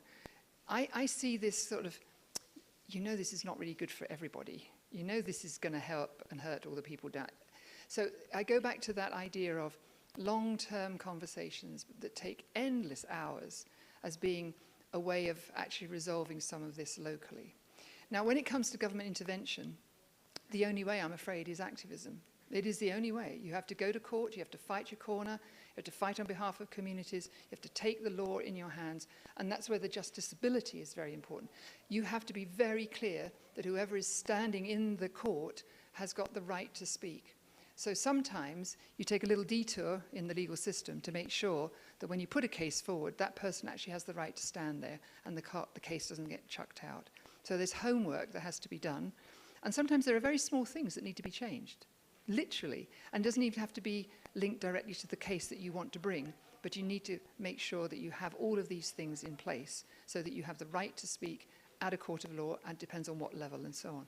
So there's no way around it. It is hard work and it is dangerous. I know that sometimes. I see that in the DRC, where we're trying to help communities there protect and preserve forests against illegal logging and so on. So yeah, no shortcuts. However, case law within the AU is very powerful now. So the Africa Union is beginning to recognize that some of these issues spill over borders, and therefore what Kenya does or what Tanzania does have an effect on other countries in the region. So the AU has begun to develop a set of, well, I would say case laws which will uphold the kind of problems, you know, will help you challenge the kinds of problems that you've identified. Very few people take recourse to the African Union, but the more you use it, it's like a muscle. If you keep on going back, then they'll get better, and then they'll develop the case laws, and bring them together, and be able to then implement. It's literally one of those things that will take probably a generation to deliver. But I don't see any alternative. There has to be cohesion. There has to be communities first and foremost. And that's really where I see this long conversation as being paramount. That's really what I see from here, anyway. I notice we're halfway into coffee break already. I know. Having led this network for the last 4 years, of course, I see everything through the UCP lens and ask, like, what does this have to do with unarmed civilian protection? So thank you so much for talking about the climate angle. And I think this idea to look at the Maasai culture and the legal traditions as perhaps a society has built in, or a community that has built in core principles of what UCP also does might be a really good idea, because you said, like, it's all about talking. I'll leave you with one code, though, on that. So when I first met my husband, he turned up at the UN, unbeknownst that the UN has rules about weapons, okay, because he came straight from the bush. It was his first experience ever to come to Nairobi. So he arrived with warriors, and of course, what do warriors do when they travel? They travel with spears, swords, bows and arrows, and poison arrows. Okay, so they turn up at the UN with an entire army, so to speak, of weapons. And I have to give it to the UN security guards. They sort of looked at them, they thought, and then they looked at the sign, you know, it says no guns. Oh, well, they haven't got any guns. Okay, that's fine, in you come. So you know, they broke every rule in the book, and in they come. But my husband has, you know, men traditionally carry swords. They just do. It's part of what they are. But it is very, very clear that if conflict starts to bubble, they all start having their weapons with them. They won't use them, but people know they could use them. But he also has a black stick as a chief, and that's even more powerful. Because if you have a black stick pointed at you, you're basically, that's it. You're out of the community, you're expelled, and that is literally like a death sentence. So they have other ways of communicating dissatisfaction with someone's behavior, but they are not short in coming forward with weapons, but they're just there, and they park them outside the door, and then you know that warriors are in the house. So yeah, that's the coda. So that would be no guns, very stuff. interesting case to look into. But it also sounded to me like relationship building is really at the bottom of everything. And respect. Yeah. And that is very much the bottom of Exactly. unarmed civilian protection as well, and getting as much information to be able to consider your actions and like your whatever your plans are, what the implications might be for your own community, but perhaps also for other communities. And I think that's where UCP comes in. So we talked to Rosemary Kabaki about how people tend to see UCP as one thing, and then social cohesion as another, maybe climate action as another. But actually, if you understand UCP as a methodology, that is part of everything you do. So it's not the UN type, and sorry about that kind of community consultation where you talk to a few people. But the absolutely talking to everyone, finding out what everyone is thinking about it, and whether whatever you do will be accepted by everyone and not create conflict. That's kind of at the bottom of this. And I think that's where change together. Yeah, exactly. How can we change where we are? That's very, very powerful to get people in a room to agree. How do we change this? Okay. Thank you so much. Oh, there's a gentleman. If we're going to break, I could maybe talk to you then. Would that be okay? Yeah, all right, let's start. So happy to stay and talk to people at coffee break. Thank you so much for your time as well. Thank you.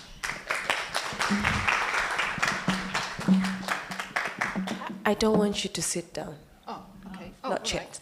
I'd like Prof. Berry to come up and give you a small token of appreciation. Yeah? Thank you. Please keep your questions. Prof is around today, and she's around the whole day. No, sorry. The morning? The morning? No, Okay, for tea. I've been called to a meeting to sort out some of these bad behaving carbon project people. Anyway. Okay, so Prof? Ooh, that looks nice. Yes. So we could do it here. Let's do it here.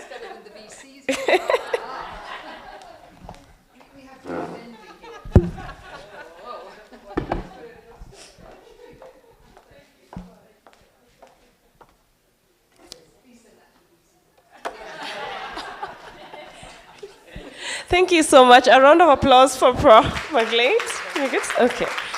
So we'll break for tea shortly. Teas will be served at the area just outside the auditorium, and then we'll come back for a reflection session. Good?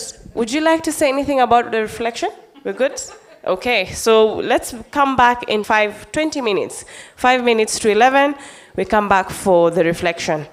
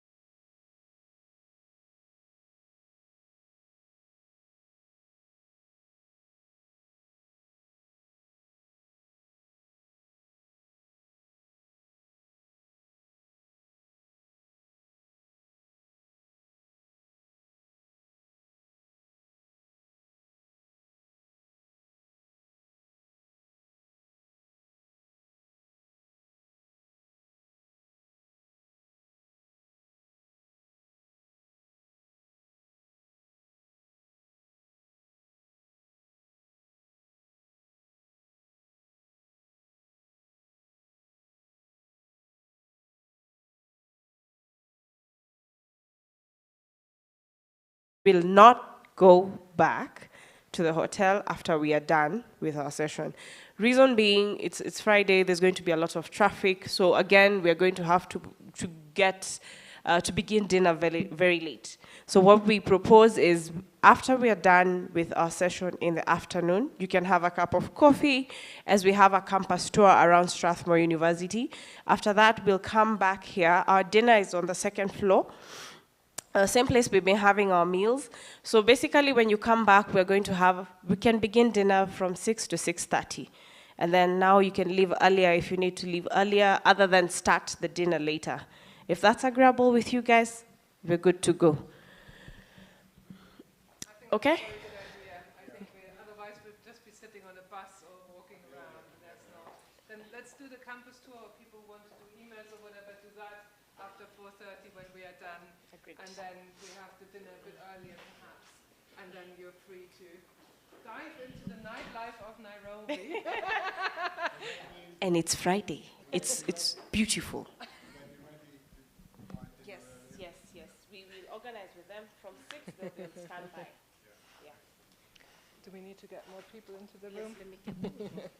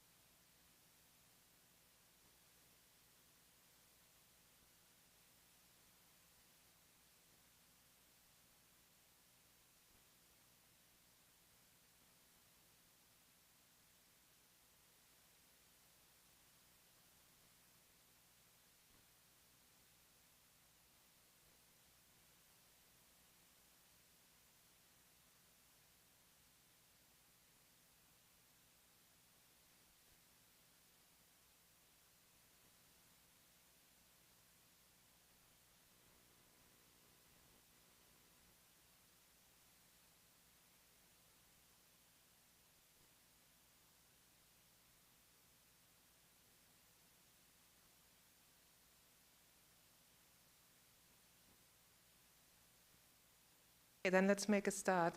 Do you have the slides for me, tech people?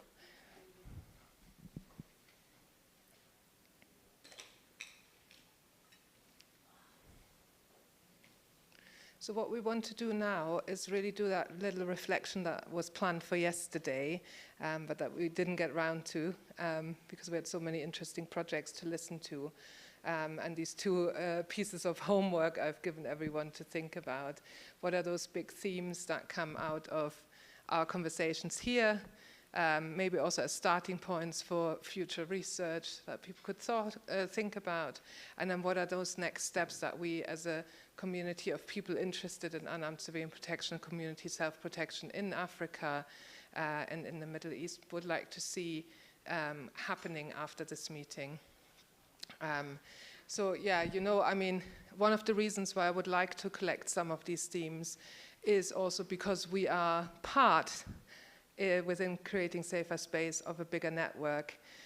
You see all those countries, well, you kind of see them in the slightly darker blue on the map there that we talked about, the countries here in Africa, and the conflict in Palestine, unarmed civilian protection in Palestine. But we also have 10 projects that look at Colombia, and we have more projects in Southeast Asia, in Myanmar, in Thailand, in Indonesia, and in the Philippines.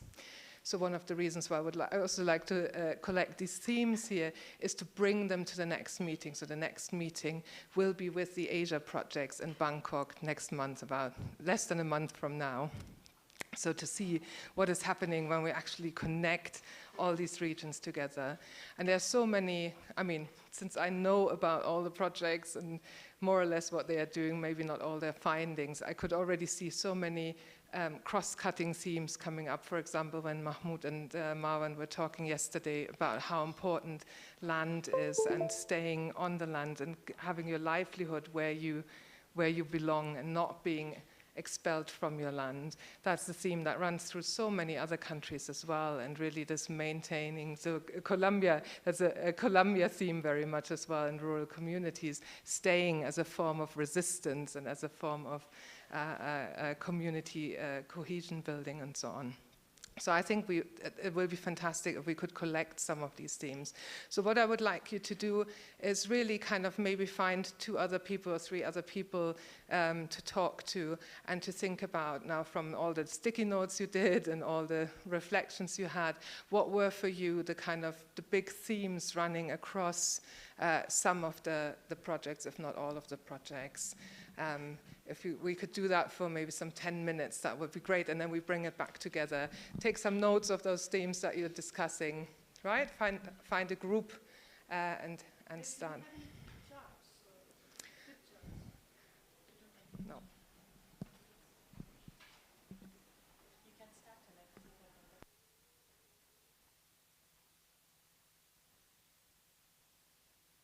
Go.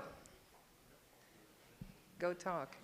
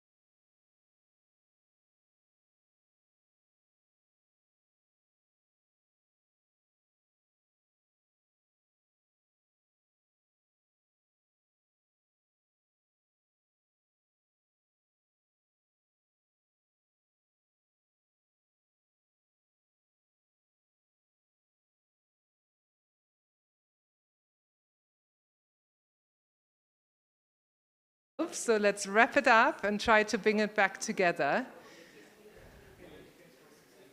I wish I could sing, then I could sing to get everybody to come back. Okay, so what I would like you to do, all the groups, is to report back what the main discussion points were that you had on the big themes that came out of this meeting for you, right? I don't want to hear, ladies, ladies, ladies. I don't want to hear the whole discussion, but I want to hear the main points that you've discussed, okay? Anyone would like to volunteer to start and show how it goes to just talk about the main points, not the whole discussion? Who's disciplined? Marwan? Try to be disciplined as much as I can. Thank you very much. We had a very interesting discussion. So it was Mahmoud, Martha, and Cicely, and myself. And the points that came up from the discussion, first, safety. Safety, and specifically we looked at youth. How can we ensure the safety of the youth as a actor who trying to make change? So that's what. The second point is about community engagement. And how can we create, how the community engagement can create a safer space and self-protection without relying on security forces.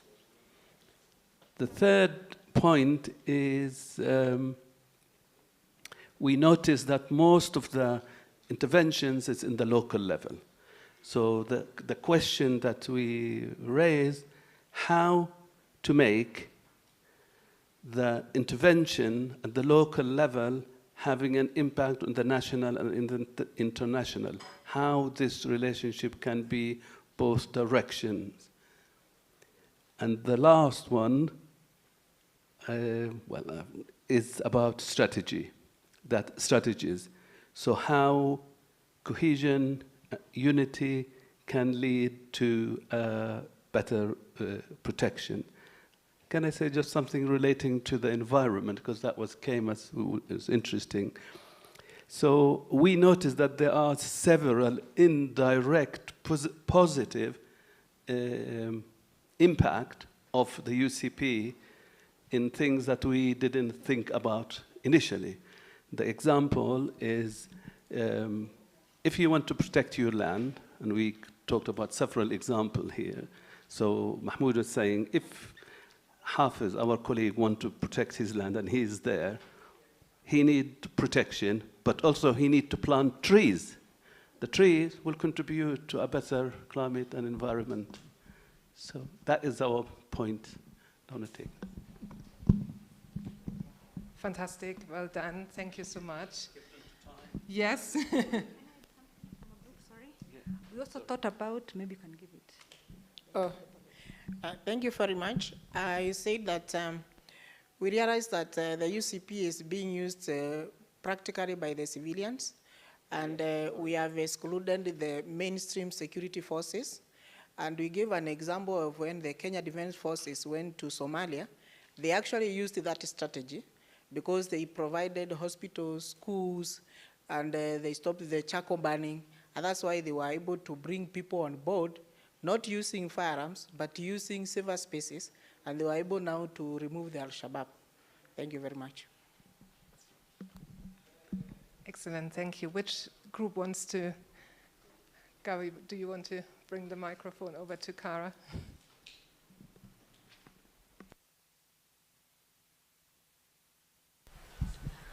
Thank you very much.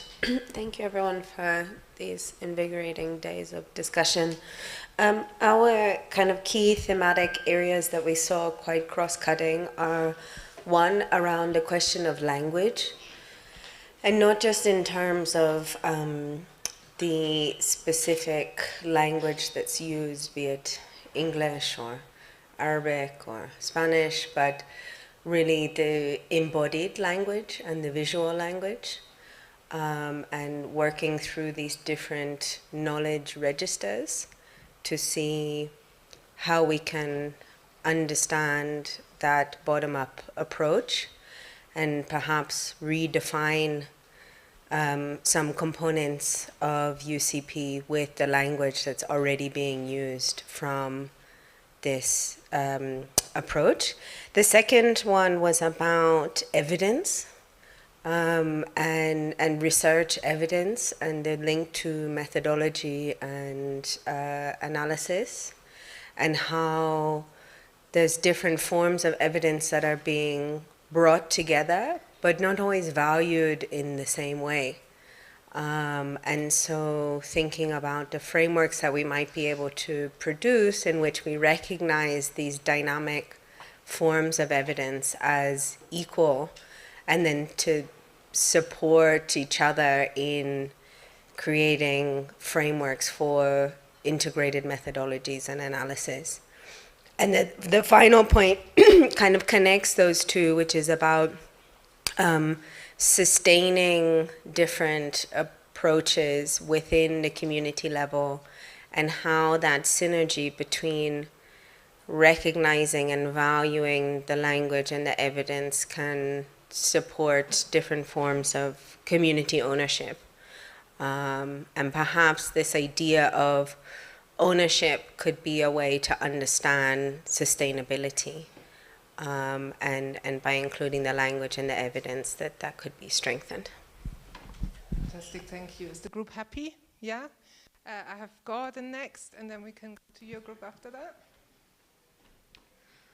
So the four of us here were Bernard, myself, Nancy, and Sukanya, and 8 diverse points. I'll go through them in the order that they came up, but some of them similar to the last point being made. So our first one was concerned how to sustain the legacy of projects, and I think perhaps a partial answer to that will come out in some of the other points made. Second was the confirmation of the importance of community self-protection. A third was some projects, the prevalence of UCP measures has been evident despite not being called that. The danger was noted of our own concepts of UCP being sort of imposed on those existing measures. Fourth was collective protection as key, as come out, plus allyship and solidarity that came out of the Palestinian study in particular.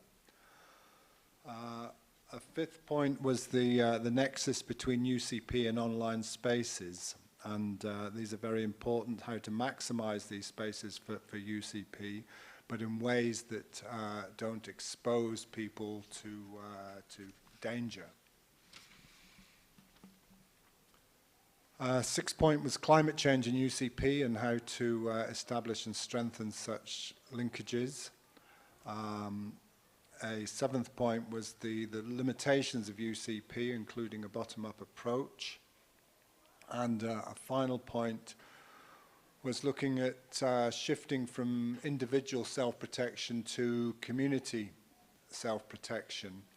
And that findings have shown how that requires community organization and mobilization, but that's not so easy to achieve, particularly in the midst of conflict.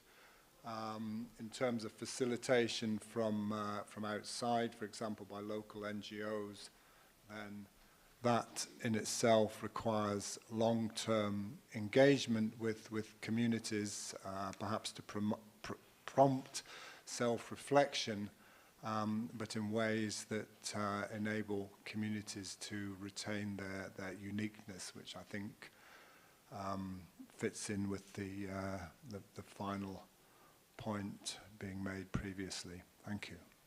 Thank you very much. Group happy? Yeah? Good reflection? Good, thank you. Fernando, I think next. Thank you. In our group, we were Rosemary, Hesbon, Luke, and me. And we have 5 main topics that are already in connection with the ones being said before. One is the diverse evidence in which UCP is being implemented, is being understood. We were discussing how there are several already practices of UCP happening, even without the name. And the challenge that we have is now that we have this knowledge, how can we improve these diverse experiences?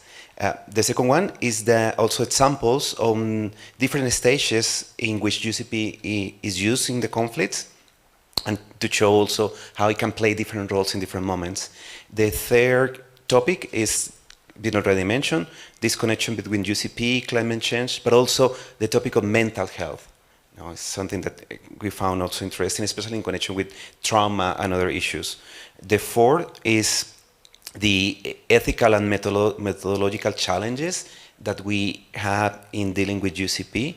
For example, that tension between we want to understand what people are doing, but at the same time we don't want to expose them.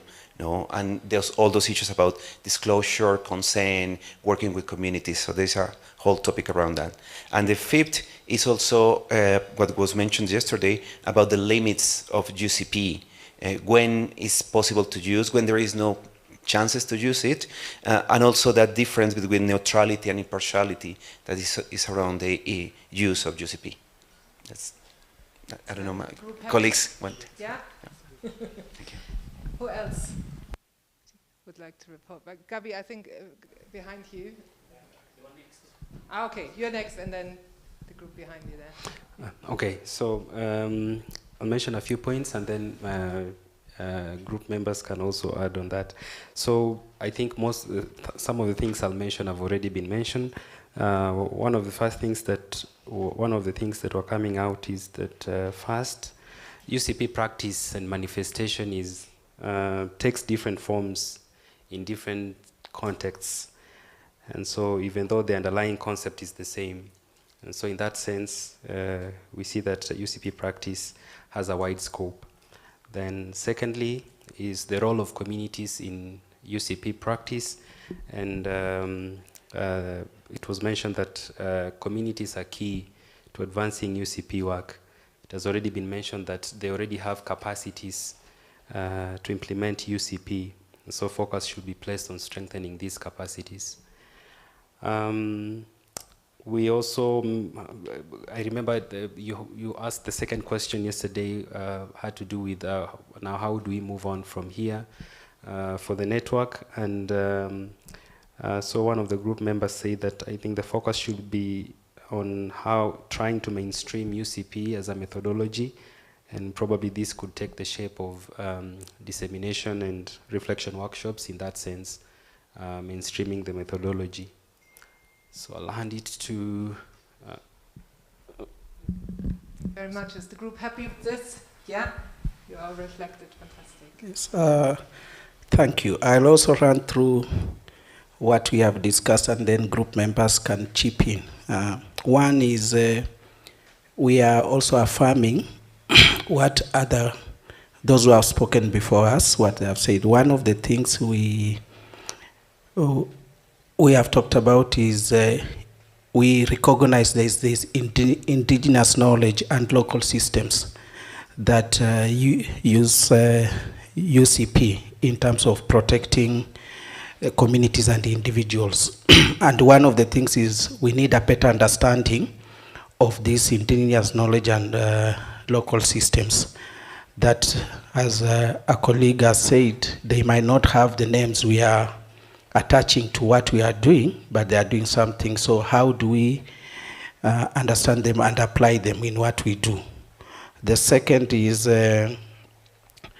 how do we link communities, whatever is happening at community local level to the global level, so that those initiatives, UCP initiatives at the local level that are making changes, they get traction at a global level. So it's something we need to think about.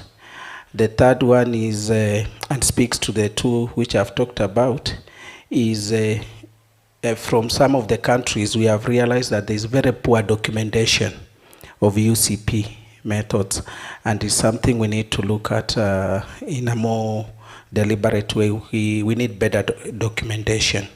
And then lastly is we need to see the nexus between justice and UCP methods. How do we embed justice approaches in UCP method? And from the conversation we have had since Wednesday, there are issues of colleagues who are addressing many issues at the community level. They are emerging where respondents are asking for justice, and then you are left powerless on what to do. So it's something we need to think about. How do we link or provide them a pathway to seek justice after we have engaged them? Thank you. Thank you very much. Is the group happy with this summary? Yeah? But it looks happy. Who's missing? Oh, that's... Do you have a microphone? Hi, everybody. So in our group, we discussed about 6 points. So the first one was about the shifting narratives in the storytelling and how the power of media, how relevant it is in gaining a particular response and gathering a particular response, as well as how this power is slowly dwindling out. And then the second point was about how we can establish systems that are self-sustaining. So you would find that many times a project ends after 3 to 4 years, and then since there's no more money, there's no more progress, right? So instead, we should be coming up with projects that are self-sustaining. The third point was about how we ought to amplify voices that are there in the community, so especially journalists and artists, and how to protect them and how to enable them to give out their experiences. The fourth point was about, I think it has been mentioned, cultural practices and how they empower the community. So a constant we've seen in the projects presented is how the various cultural practices within the community have really led to the community to protect itself, the community to have progress, etc. And then the fifth point is about the importance of soft power and how we ought to employ it in protecting communities. And then the sixth one was about collective progress. So we have a lot of various projects on climate change, for example, human rights, and how we can employ these various efforts to have collective progress in the different parts of the world. Thank you. Thank you very much. The group is happy with the summary? Yeah? Have we heard all the groups? Good.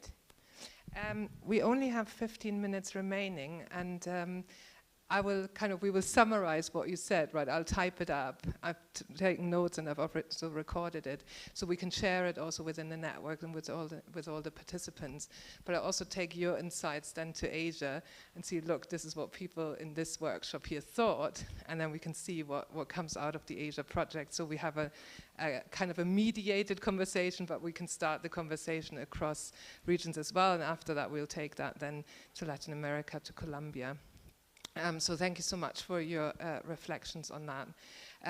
I would like to use the last 15 minutes before lunch to really ask for your ideas or your thoughts on where you want to see this group of people go next. I've mentioned the official kind of Network Plus Creating Safer Space is coming to an end. Some of the partners end now in March 2024. Some others carry on until March 25.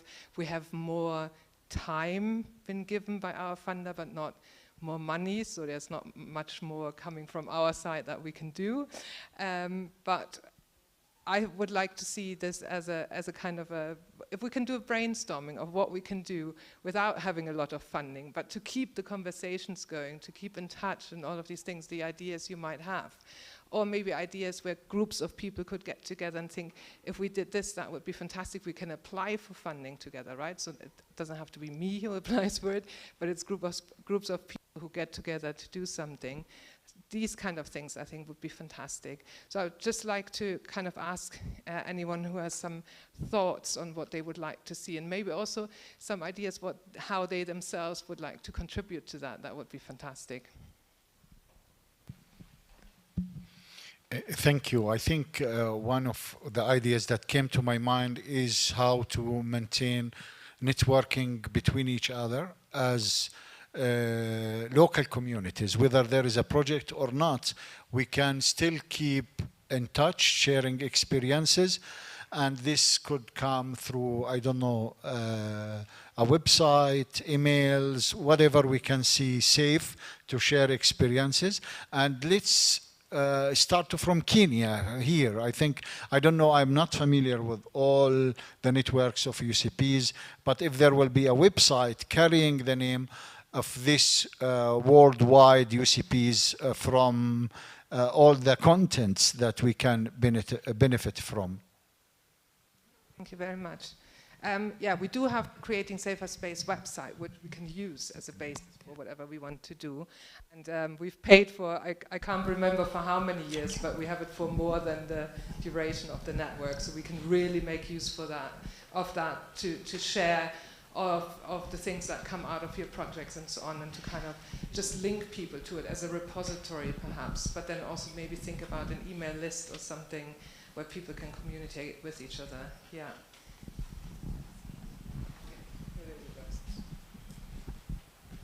Yeah, just one point linked to that. I think we already have these regional meetings online.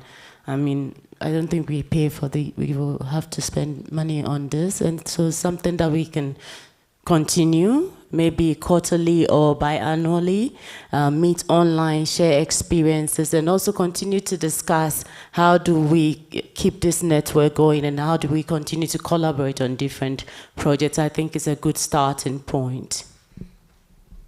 Then is Rosemary here? Rosemary Okello at the moment? No, that would be something I would ask whether she would be happy, for example, to coordinate. Yeah. So Kanya. Thanks, Berit.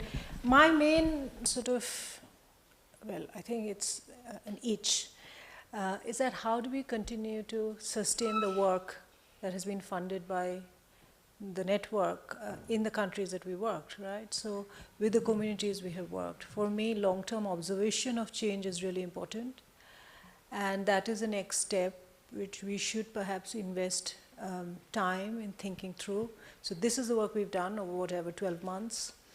So how do we sustain this effort, and how do we observe any change coming out in terms of adoption of practices or continuation of practices or movement building? And that is an area that I personally think I would be interested in investing time. Do you have some ideas already? So mainly, Roger was leading on the methodological aspects and his work on everyday peace indicators and things like that. So creating some sort of indicators that we can perhaps give our partners in country, which they can then, very simple indicators, which they can then ask the communities. For example, in my case, in Maiduguri, we can ask the 5 communities which have taken part in the workshop to then continue to observe what sort of practices have been, well, they're pre-existing practices, but also whether there's been any shifts. And then perhaps also create space for these communities to have dialogue with other communities and share knowledge and practices across, because that is one thing we discussed during the workshop, that these 5 communities can become, well, not training of trainers, but more like a initial cohort of people discussing ideas around how they already do UCP and whether they can leverage this.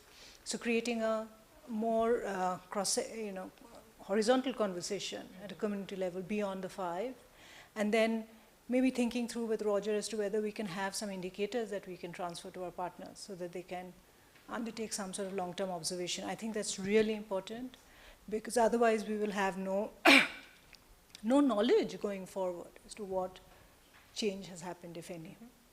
Yeah, just as background, so those who were not involved in this, there was a working group as part of the Network Plus, led by Roger McGinty and Ellen Funari, mainly with UCP organizations that go to communities and work with communities to try to change the way they do evaluations. You know that all the organizations always have to do evaluations for their funders, but what we really wanted to encourage was to do it in a participatory way, so to really communities doing their own basically evaluation of stuff that's been going on in the community, rather than some outside evaluator coming in with some made up categories and trying to evaluate something. So we have financed 3 pilot projects piloting the methodology that the group came up with, but they haven't finished yet. One is by Operation Dove in Palestine, and the work is a bit stymied at the moment, obviously. And one in Colombia, and the other one on the US-Mexico border, where there's a lot of refugee and migration movement there, and a lot of insecurity as well. Okay, who else has some ideas? Prof. Thank you very much. Honestly, I have been enlightened. I have learned a lot in these 3 days. I wasn't part of the initial partner of this Creating Safer Space project, but with the introduction of this by Sukanya to us in Maiduguri, that is northeastern Nigeria, as a practitioner in peace building, I have a lot of social networks of vulnerable people that I work with on ground, including professional networks like the media and others. So what I intend to do is to mainstream the concept of this unarmed civilian protection into all the interventions that we are going to undertake among all our social networks and in all the communities we work with in our area. I will therefore appeal for all resources, in fact, particularly those who are presented here and any other, because we have to go on to build capacities of even fellow civil society networks in the Nigerian context. Nigeria is becoming, yes, like any other community, if not even more, being overwhelmed by the issues of Boko Haram insurgency, banditry, kidnappings, communal clashes, religious violence, all and all what have you.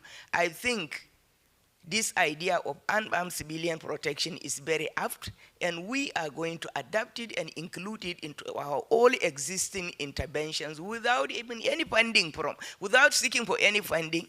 Whatever we have in ground has to, in fact, accommodate this idea in our context. Thank you very much for opening our eyes and then introducing us to this idea. Thank you. Thank you so much, and we are very happy to share all the resources we have in terms of training materials and every links we can send you where you can find things to use. Very happy to do that, and if we ever get some more funding, obviously also to think about training.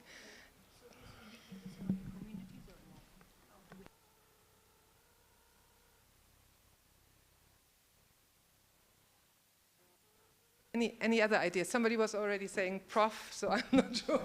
Yeah, prof. Thank you. Something I'm getting from the conference is that UCP is like a big umbrella with many specific topics there. And I've seen in the conference some issues highly relevant. For example, UCP and gender perspective in a broader sense of gender, or UCP and activism. For example, I was very much touched by my colleagues in Kenya that are using activism, which is a concept very important in Latin America. So I guess one way in which we continue these cooperations is maybe find the way to facilitate exchanges between those working in this specific context, maybe in the way of internships or peer-to-peer learning, in which universities, for example, we could be the spaces to host these exchanges in which students or practitioners from one country can go to another and then kind of strengthen the exchange in very specific contexts with very specific outputs for those topics. So that's kind of an exchange internship program could be something that we can develop and work more.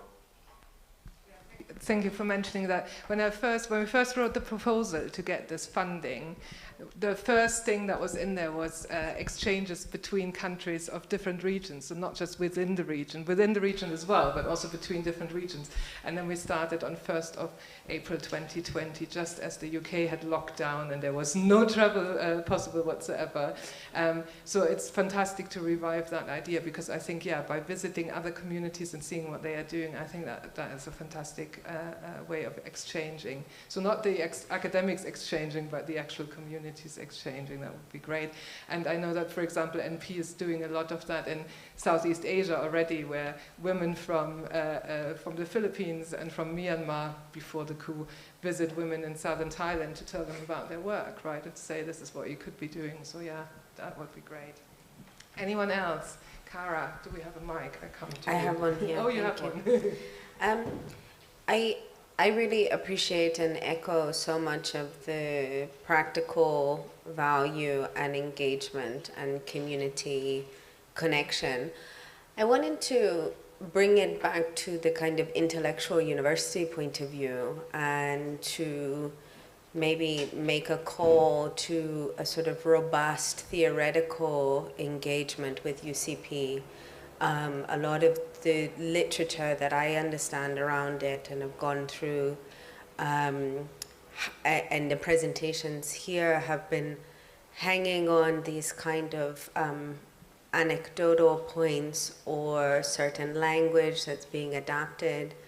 And I wonder if those of us who are working in universities can take some time together to do some more theoretical work to try and tease out, you know, is there something that goes beyond just everyday peace as a framework? Is there some kind of theory from the ground up that we can use from these methodologies to really work through, that can then give some agility to go between these contexts?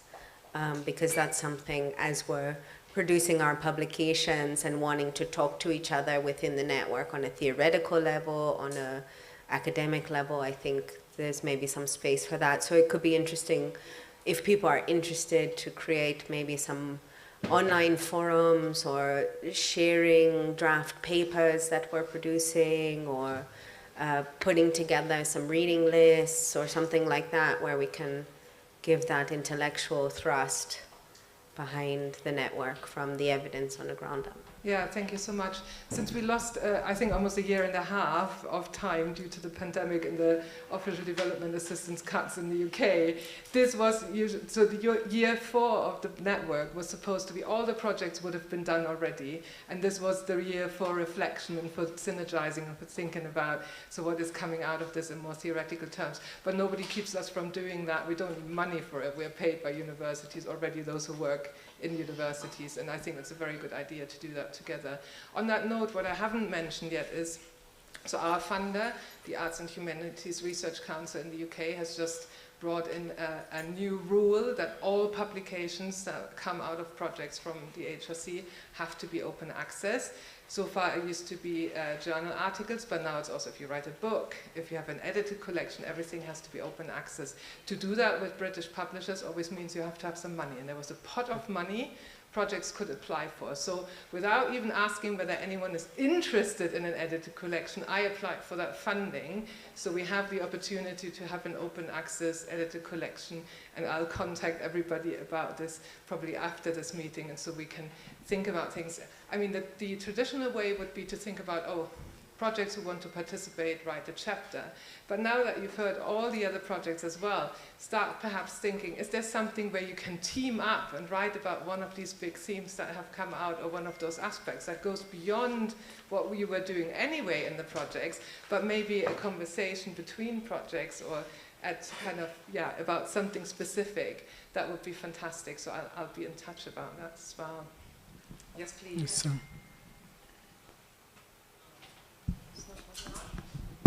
Yes, I just want to add something small on the ideas of establishing a network. It's just because, yeah, all the ideas are good, but it should